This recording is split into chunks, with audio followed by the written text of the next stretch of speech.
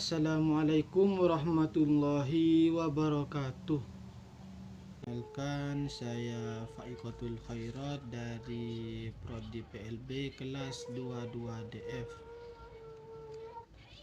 Kali ini saya akan mengumpulkan tugas UTS mata kuliah pendidikan disabilitas tunanetra dengan dosen Bunda Sugihartati SPD MPD. Mari kita mulai dari definisi terlebih dahulu. Secara bahasa, tunanetra berasal dari bahasa Jawa, yaitu tuna atau tuno yang berarti rugi dan netra yang berarti mata. Jadi tunanetra adalah kerugian yang disebabkan oleh kerusakan mata.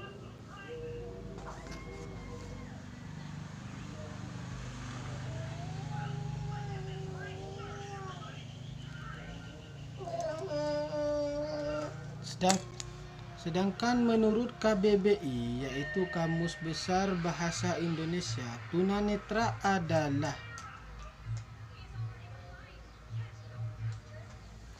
tidak dapat melihat atau buta, rusak matanya, luka matanya, atau tidak memiliki mata.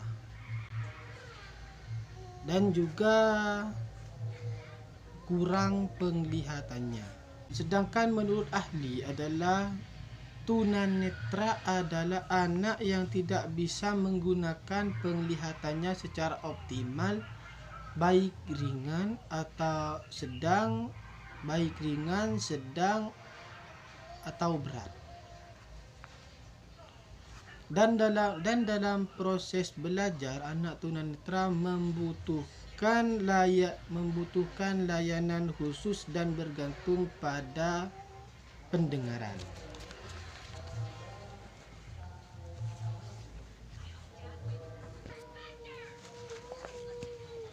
Selanjutnya untuk penyebab, itu ada dua, yaitu penyebab kelainan mata dari segi medis dan kebidanan. Yang kedua dari faktor penyakit berat,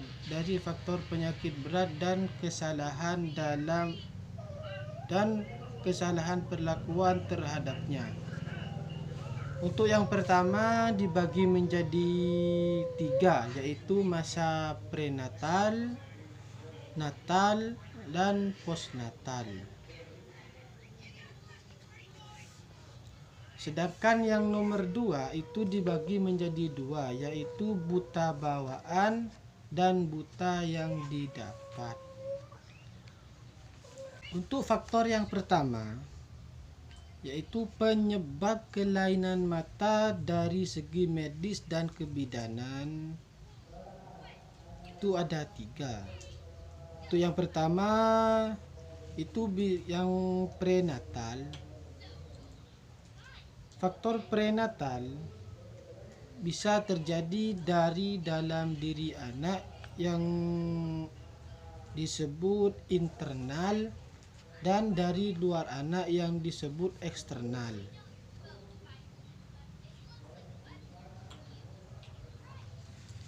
Itu faktor internal bisa disebabkan oleh faktor genetik atau keturunan akibat retinitis pigmentosa yang menyebabkan kemunduran dan memburuknya fungsi retina. Gejala-gejalanya adalah suka melihat pada malam hari dan diikuti oleh menghilangnya fungsi periferal, dan akhirnya hanya sedikit penglihatan yang tertinggal. Yang kedua bisa disebabkan oleh perkawinan sedarah. Dan yang ketiga infeksi infeksi kehamilan yang terjadi akibat virus riptovirosis yang berasal dari air kencing tikus, rubella, dan campak Jerman. Yang keempat adalah gangguan genetik karena adanya kelainan kromosom akibat transformasi yang menyebabkan keracunan darah atau toksalmia.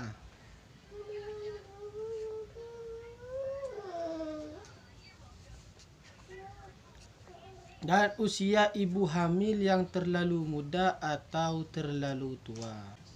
Yang kelima, keracunan saat hamil disebabkan oleh janin yang kekurangan atau kelebihan vitamin dan penggunaan obat-obatan. Sedangkan yang keenam adalah penyakit menaun seperti TBC yang disebabkan oleh lingkungan yang kotor. Yang nomor 7 adalah infeksi karena penyakit kotor atau penyakit kelamin seperti sifilis pada organ kelamin yang menyebabkan seorang ibu menjadi lemah dan mudah terjangkit oleh virus. Kedelapan adalah virus toksalmia yang berasal dari binatang seperti bulu atau kotoran kucing yang kering dan tertiup angin sehingga terhirup oleh ibu hamil secara terus-menerus. 9 adalah rhesus RH. Faktor rhesus RH yaitu kekurangan oksigen yang menyebabkan janin terganggu perkembangannya. 10 adalah pengalaman traumatik seperti shock akibat ketegangan pada kehamilan sebelumnya dan trauma karena benturan-benturan saat hamil seperti jatuh. Yang terakhir adalah penggunaan sinar X seperti radiasi dari USG yang berlebihan atau sinar X pada pabrik yang dapat merusak kromosom janin. Untuk penyebab selanjutnya adalah masa natal, yaitu masa kelahiran. Kelahiran sulit, pertolongan yang salah dari dokter atau bidan yang masih belajar, pertolongan malpraktek, kelahiran yang sebelum waktunya atau disebut prematur. Pertama adalah kerusakan syaraf yang terjadi pada waktu kelahiran, seperti terjadi benturan dengan alat-alat keras atau infeksi luka akibat cacar air atau rubella yang mengakibatkan kerusakan pada syaraf mata bayi. Untuk yang kedua adalah kelahiran sungsang. Itu juga bisa mengakibatkan kecacatan atau kelainan. Dan yang ketiga adalah prematur. Yang keempat adalah postmatur, terlalu lama di dalam kandungan, bisa 10 bulan atau lebih. Karena bisa menyebabkan kelainan akibat cairan ketuban yang pecah dan terminum oleh bayi. Yang kelima adalah kekurangan oksigen.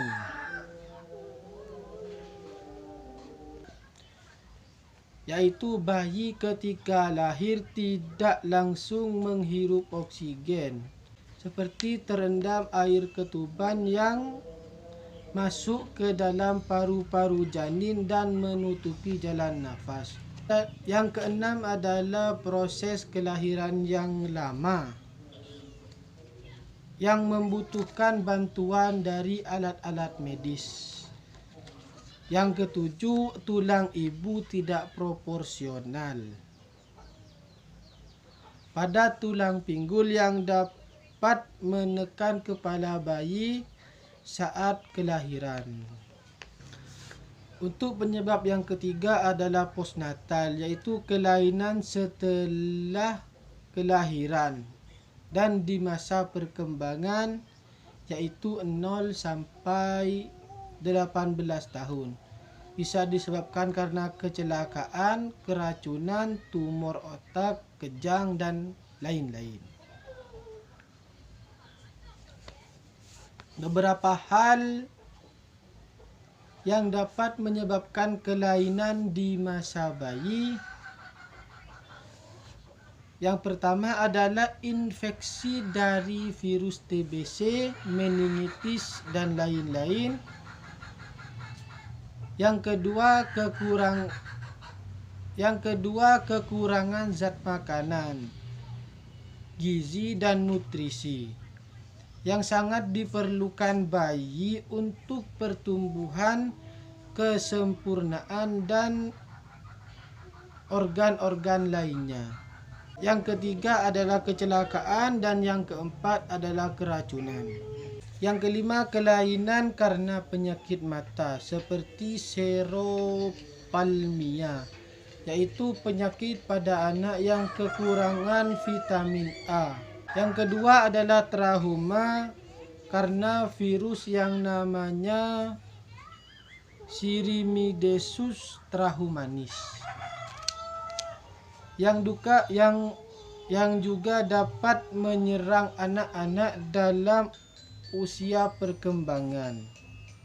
Yang ketiga, katarak yang menyerang mata sehingga lensa mata menjadi keruh. Jika dibiarkan akan mengakibatkan kebutaan atau katarak. Tetapi katarak bisa diobati dengan cara dioperasi. Untuk yang keempat adalah glaukoma. Penyakit mata karena cairan mata bertambah sehingga tekanan dalam bola mata meningkat sehingga lensa mata seolah-olah keluar,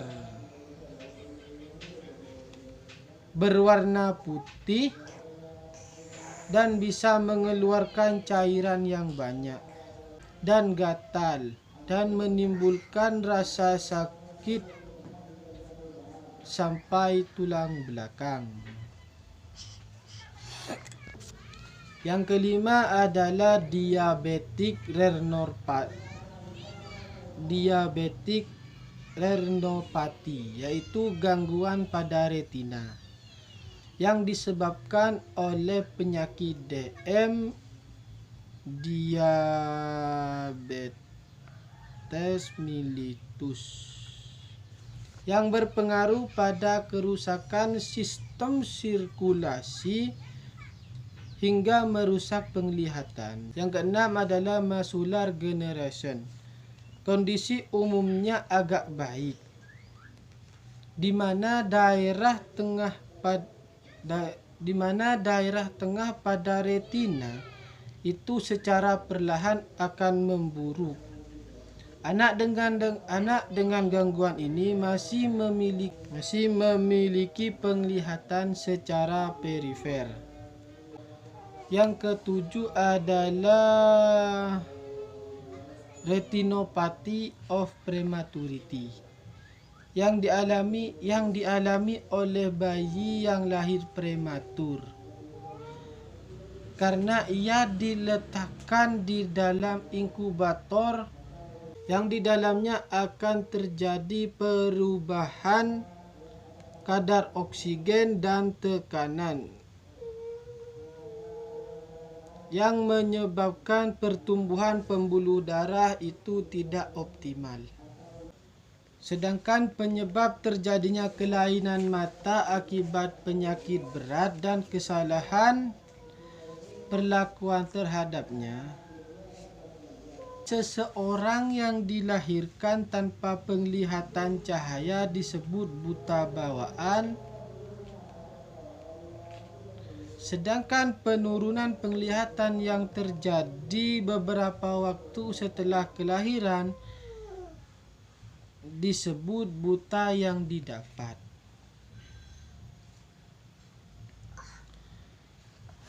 Penyebab-penyebabnya sudah dijelaskan sebelumnya dan tergantung pada lokasi geografis, juga pada status sosioekonomi dan usia. Kota panas yang jarang pohon, panas, tandus, dan angin mudah bergerak. Jadi daerah kering yang biasanya banyak penyakit mata jenis trahum. Yang menjadi penyebab utamanya kebutaan di daerah yang berkembang. Tetapi sudah banyak organisasi kesehatan yang memberikan penyuluhan pada masyarakat di daerah perkampungan dan terpencil tentang sanitasi, kebersihan, kesehatan, dan memberikan masyarakat akses pengobatan kesehatan sehingga masyarakat dapat terhindar dari penyakit-penyakit berbahaya.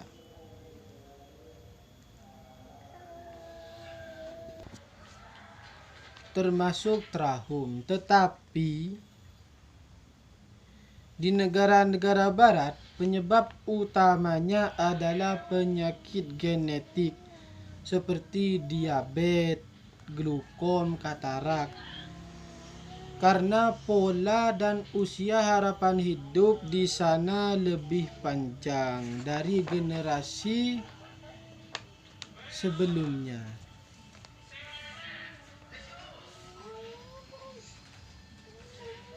Dan usia berhubungan dengan daya penglihatan. Jadi degenerasi atau penurunan anatomi di fisiologis akan berakibat pada gangguan organ mata dan fungsinya, seperti makula degenerasis yang merupakan kemunduran kekuatan lensa karena usia yang semakin bertambah.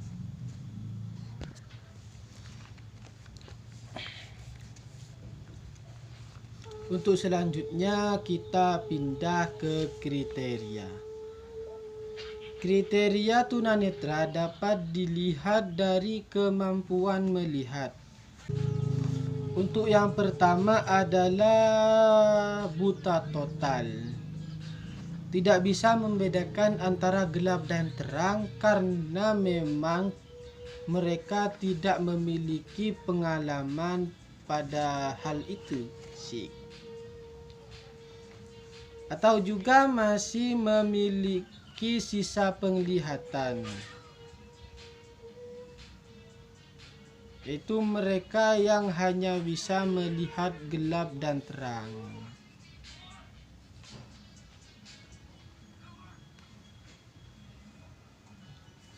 Yang kedua adalah kurang penglihatan atau biasa disebut low vision. Dibagi menjadi 5. Yang pertama adalah light perception. Light perception hanya bisa membedakan antara gelap dan terang. Yang kedua, light projection, yaitu dapat mengetahui perubahan cahaya dan dapat menentukan arah cahaya. Sedangkan yang ketiga adalah night vision, yaitu penglihatan terpusat. Jadi mereka itu hanya bisa melihat bagian tengah objeknya saja. Untuk yang keempat adalah peripheral vision, yaitu penglihatan samping, sehingga pengamatan pada benda itu hanya terlihat bagian sampingnya saja. Bisa kiri atau kanan, terserah. Yang kelima adalah penglihatan bercak, yaitu hanya melihat pada bagian tertentu.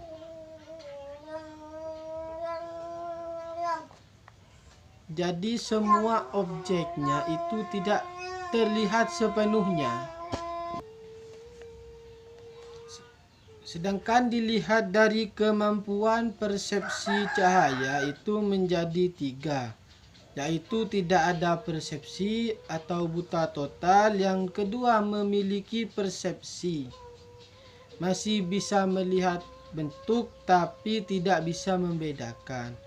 Untuk yang ketiga adalah mampu memproyeksi cahaya, yaitu bisa mengetahui dan bisa menunjuk asal cahaya dan bisa melihat jari. Sedangkan dilihat dari kemampuan melihat ketajaman itu dibagi menjadi 4. Yang pertama adalah tingkat ketajaman 20/20 V sampai 20/50 V, atau 6/6 meter sampai 6/16 meter.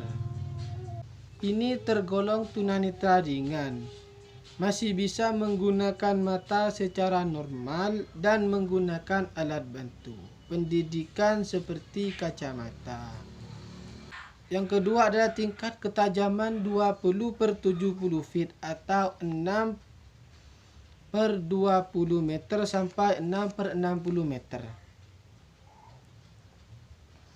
Disebut low vision, dengan memodifikasi benda dan menggunakan alat bantu. Untuk yang ketiga adalah tingkat ketajaman 20/200 feet atau lebih dari 60/60 meter. Yang ini termasuk berat, tetapi masih bisa menghitung jari tangan pada jarak 6 meter dan masih bisa melihat gerakan instruktur.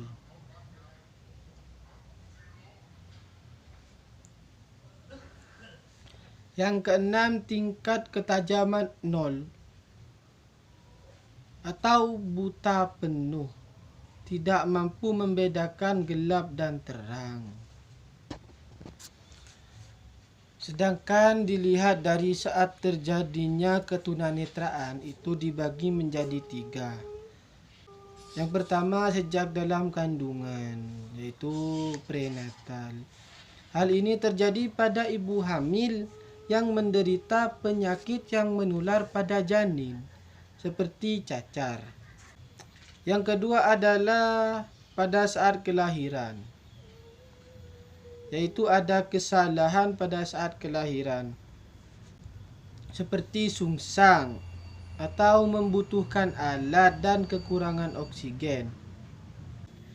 Untuk yang ketiga setelah kelahiran, dari bayi sampai dewasa, seperti penyakit, virus, dan kecelakaan.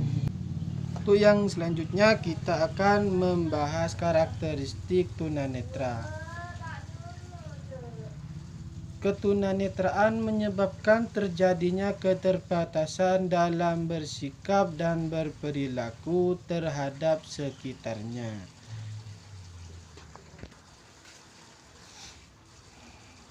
Jadi keterbatasan tersebut merupakan hambatan untuk dapat beraktivitas sesuai harapan anak tunanetra dan orang awas. Itu dibagi menjadi 2, yaitu fisik dan psikis. Untuk yang fisik adalah kekurangan penglihatan dari lahir berpengaruh pada perkembangan motorik, baik yang halus ataupun yang kasar. Untuk buta total itu tidak memiliki kemampuan normal, tidak berkedip, bereaksi pada cahaya, dan biasanya tidak memiliki konsep tubuh sehingga sikapnya kurang baik, seperti tertunduk terus-menerus. Untuk yang low vision itu masih bisa melihat gelap dan terang, dan akan berusaha mencari upaya merangsang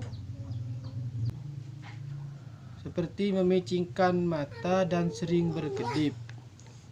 Sedangkan untuk yang psikis, seseorang dengan albino atau glaukoma sering melakukan perilaku ekstrim seperti gembira, sedih, ceria, dan aksi-aksi secara verbalitas yang tak terduga, perfeksionis, dan ekspresif. Selanjutnya adalah klasifikasi. Itu dibagi menjadi 5 bagian. Yang pertama adalah penglihatan agak normal tetapi membutuhkan koreksi lensa dan alat bantu seperti kacamata. Untuk yang kedua adalah kelompok yang ketajaman matanya kurang atau sedang, yang membutuhkan pencahayaan dan alat bantu penglihatan khusus. Sedangkan yang ketiga adalah kelompok yang memiliki penglihatan pusat dan memiliki ketidakmampuan untuk memperoleh pengalaman-pengalaman akibat kerusakan penglihatannya. Yang keempat adalah kelompok yang fungsi penglihatannya buruk dan perlu alat bantu untuk membaca. Dan yang kelima adalah kelompok yang termasuk buta total. Sekian dari saya. Assalamualaikum warahmatullahi wabarakatuh.